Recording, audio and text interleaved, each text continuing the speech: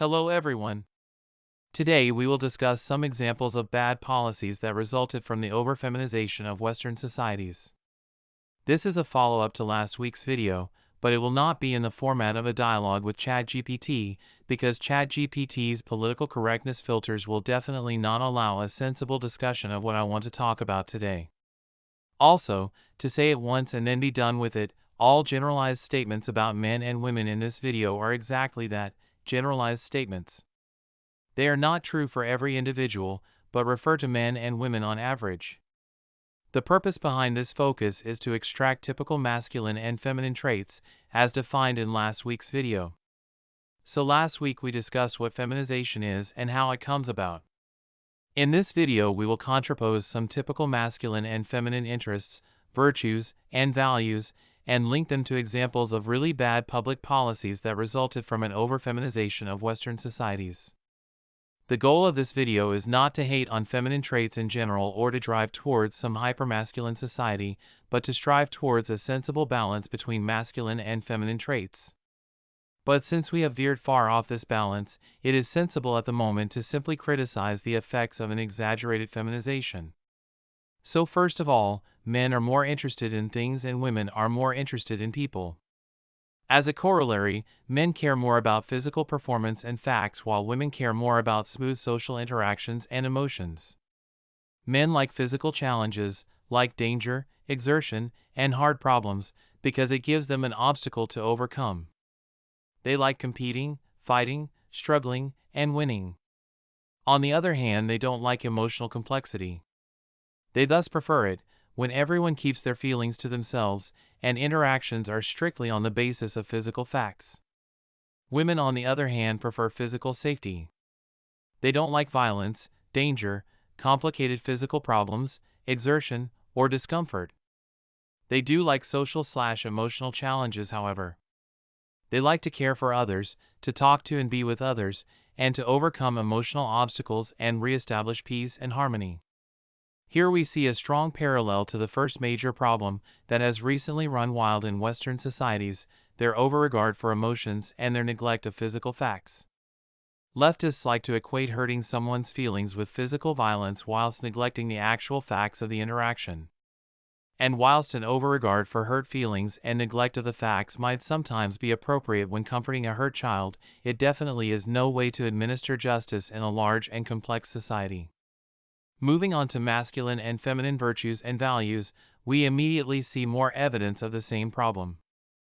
The value of truth is deemed smaller than the value of not hurting other people's feelings, thus straightforwardness and honesty are often characterized as hate speech and banned and persecuted, and people are herded into mandatory sensitivity and unconscious bias trainings.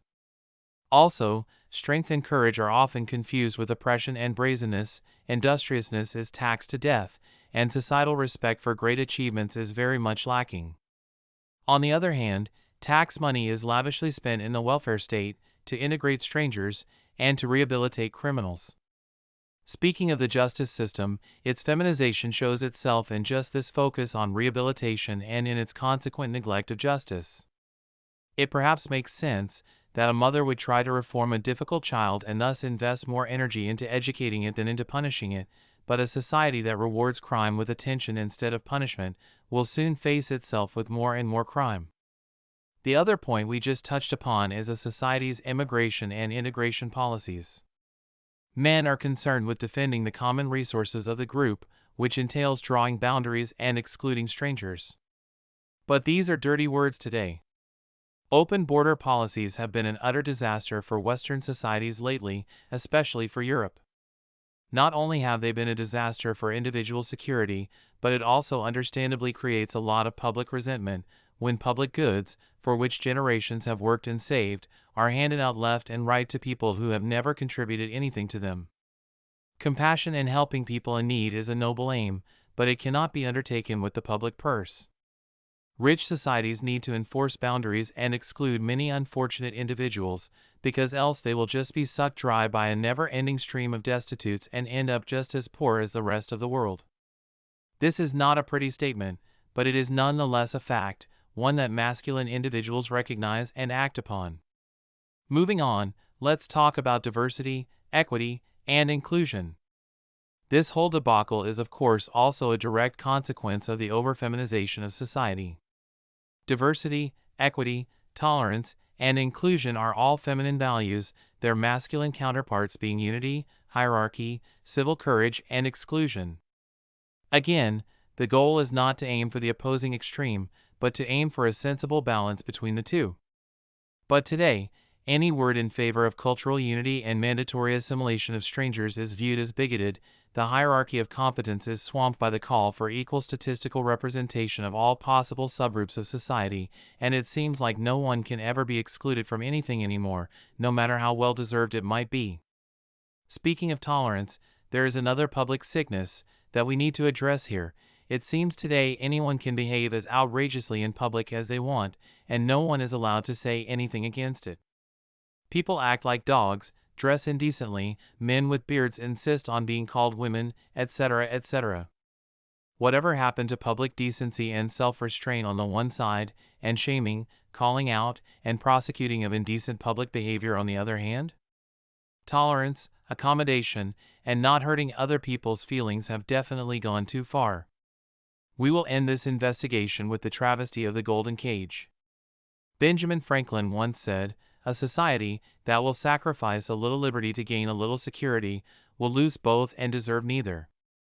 Well, we are definitely in the process of doing just that. And I am not just speaking of gun laws, narcotics laws, licenses, and the like. The willingness to take risks is looked upon as a bad thing in our society, and youngsters are trained to think about their pension plan when they are not yet even 20 years old. Also, our societies go to great lengths to eliminate all risks and have everybody mandatorily insured against everything under the sun.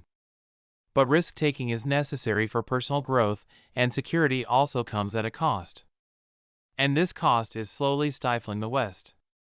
Many good things are never learned, and many great ideas are never pursued, simply because it is too expensive to do so. Also, life simply is less fun if all exciting things are banned from it. Sure, someone will get hurt once in a while, but this is not a sufficient reason to restrict, license, and ban more and more things all the time. Exploration, adventure, entrepreneurship, and risk-taking are essential masculine activities, and outlawing them all will stifle men and society alike.